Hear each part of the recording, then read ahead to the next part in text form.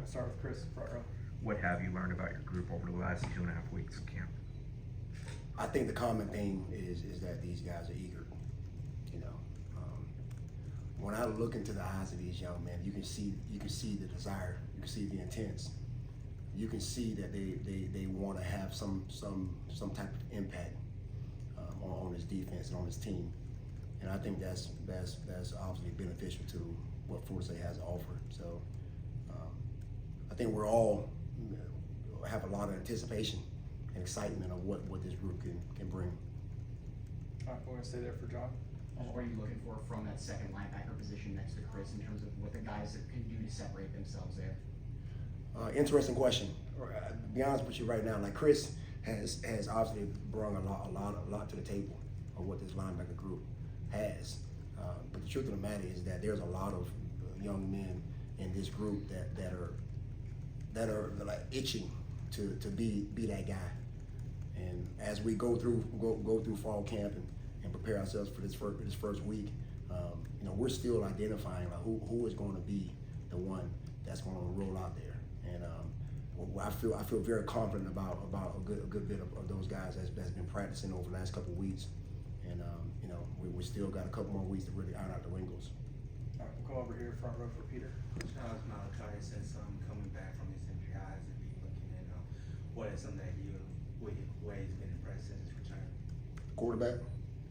No, I mean You said Malachi or Makai? Makai, I'm sorry, Makai. Makai, again, another young man that's very eager, right? This kid right here, I've seen him battle.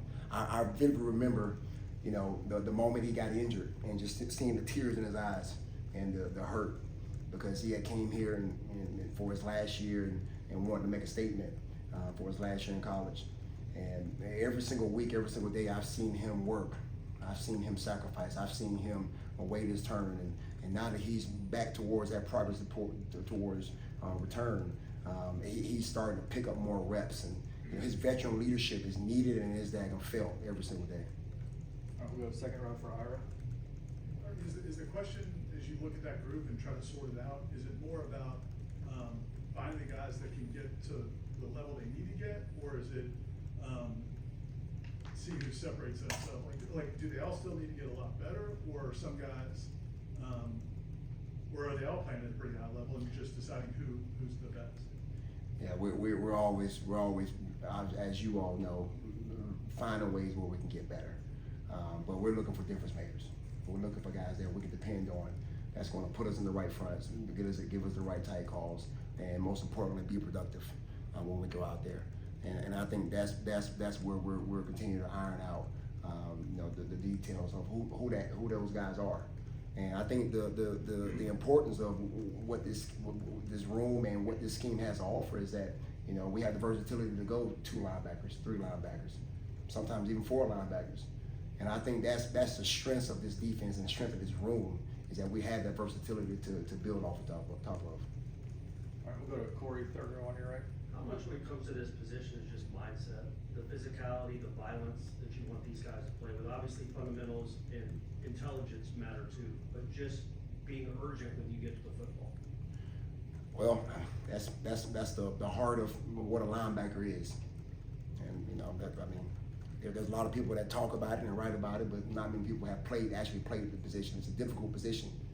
And the demand that it takes to play the position at an elite level is very special. So that's something that we've been harping on since the first day I've been hired, is that what's going to be the identity of this group, what's going to be the hallmark of a Florida State linebacker. And for the most part, they've been pouring into that vein. Now again, they are very eager to be that guy or be those guys that's going to run out there and make a difference for Florida State. All right, we'll go back to John, front row on your left.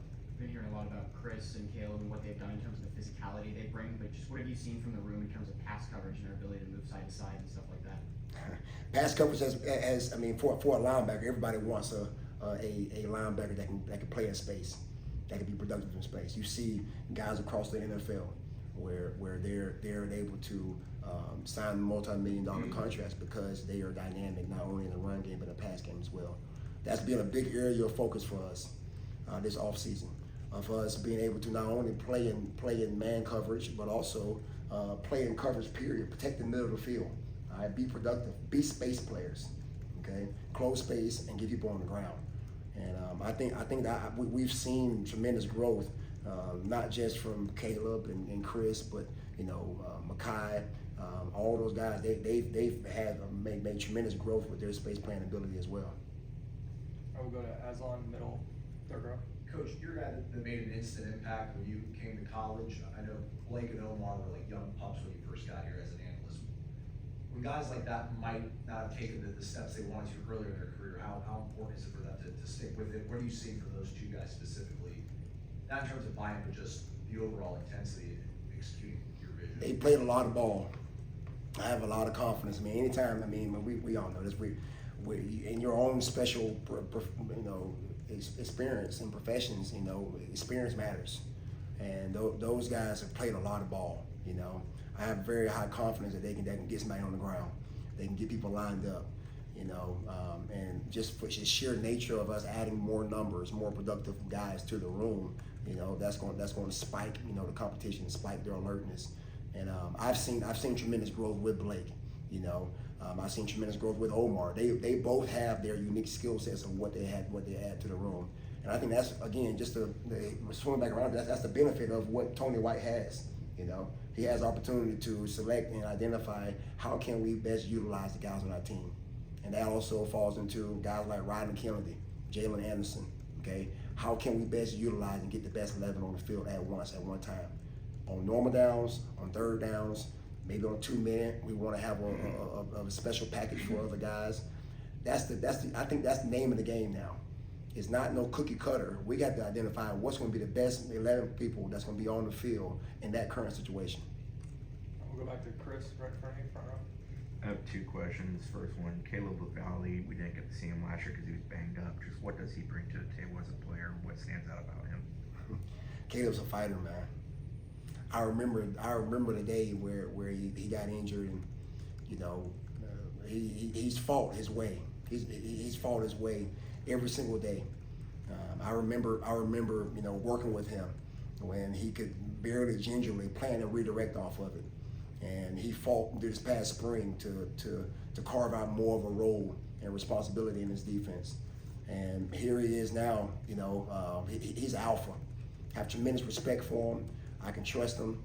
He's physical at the point of attack, like you pointed out. He's a real one. I really do. I got a lot of respect for him, and I think that he's the caliber of young man that we all would want to embrace and look up to. You also have a number of young guys in your room, freshmen. What about those guys has impressed you since they walked through the door, just kind of handling everything that comes with the college game at the position? They're talented. They're really talented. And I can see the youth in their eyes. They make a ton of mistakes, but they fly around. They fly around, and there again, you can look in their eyes and you can see the intention, you can see the desire. We have to be very, very good with just making sure we're being very creative of how we can involve them in what we're doing as a defense. Isaiah is very explosive, very explosive. Karan is very instinctive. He can make plays. Noah, Caleb's little brother, is very, very smart. He's going to get lined up, and then Dalen Green. He's very explosive as well. We have a good young crop of young men that provides a good floor for our linebacker room, and it's only going to make us better. That's all it does. And I've learned this philosophy a long time ago. That competition brings the best out of everybody. And those guys are strongly strongly pursuing what a true linebacker is supposed to look like. All right, next will be Matt over here, second row on your right. Chris kind of took my question, so we got to pivot. But how fun is it then to coach a guy like Chris Jones, who is so physical and shows those traits of a linebacker, kind of like you were back in the day? Well, it's hard to duplicate this one right here now.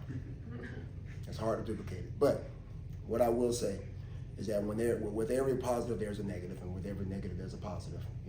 Chris brings tremendous intensity, physicality. I think he's smart, and I think that there's a lot to gain from that. But there's also areas where he needs to continue to improve as well. And that's some things that in the off season and in this fall camp we've been working on.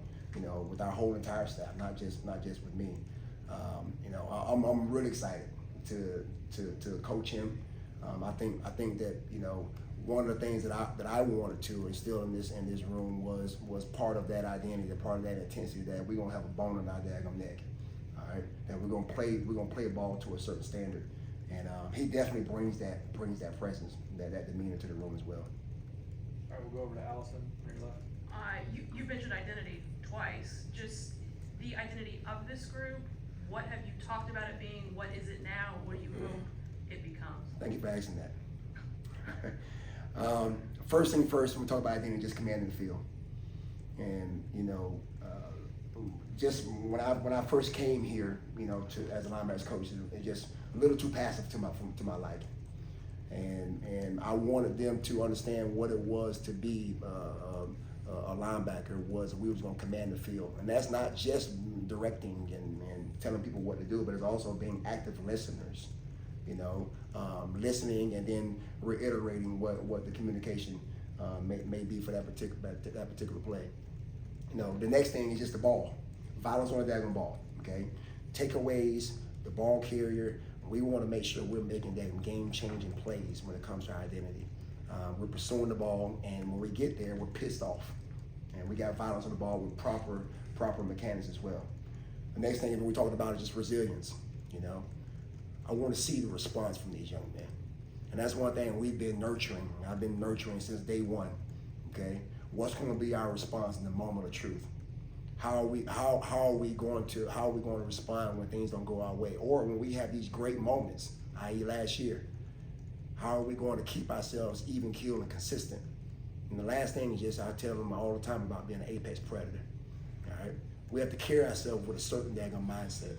We have to make sure that we're talking, we're communicating, we're walking. When people see us, they feel something different. And that's one of the things that I've been trying to be consistent of pouring to them every single day and remind them, even in the hardest moments of the competition that we have and the guys not, living up to that standard, or they are living that standard, keeping them even keeled and being consistent to the true identity of what a 4-8 linebacker needs to be. All right, we got time for two more. We'll go to Jerry Cartwright. The communication, linebacker position, communicating with the front and the back end.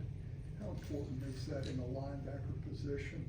And which guys are doing that, at the level that they need to? Well, I mean, obviously we all assume that the linebacker position is very pivotal to that, because we're right at the heart of what a defense is. But in this defense specifically, we have different elements to how we communicate. We talk about our lines communication. The linebackers, have a bigger role in that, obviously, but it's not just the linebackers. I mean, our whole entire defense, for us to be efficient, for us to be elite, we need everybody to that and communicate. We need the defensive line to communicate the backfield sets and the levels of the tight end. We need the linebackers to give the close call and the back location. We need the DBs to give the location of where we're blitzing from and cut splits and different checks that we're going to have. But at the end of it, again, like you're talking about, is that the linebackers have to make sure that we're first and foremost giving the initial communication, but we're being active listeners, okay, and being able to echo the call and make sure everybody's on the same page. And the way I look at it, we're the glue. We're the ones that have to make sure that we're being efficient and play over play. All right, last one will be Ira. You touched on it earlier. There have been a lot of people that played linebacker the way you played linebacker. When you got into coaching, was it hard to understand that guys can't maybe do the things you did, they don't play the way you played, and how have you learned to kind of adapt to that? Be honest with you, playing was something different for me. When I stepped on the field, it was special to me, Now that I'm on the other side of it now as a coach, and my whole perspective has completely flipped, it's all about impact. That's my number one objective every single day I walk on the field, is what type of impact can I make with a young man in that particular moment. Like every single day I start off with the focus of the day, to shift their perspective of what we need to focus on for that particular day. Every single play I remind them of the identity, and I remind them what the focus of the day is, and or the objective or the situation. And for me, it all starts off with the connection.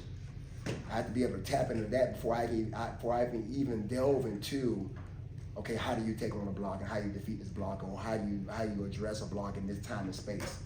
And I can share the greatness that I have as a football player. And so to answer your question, like, what I've been able to achieve is secondhand to the number one objective. I have to be able to develop the connection first, to connect with them, build that bond with them, and it's challenging.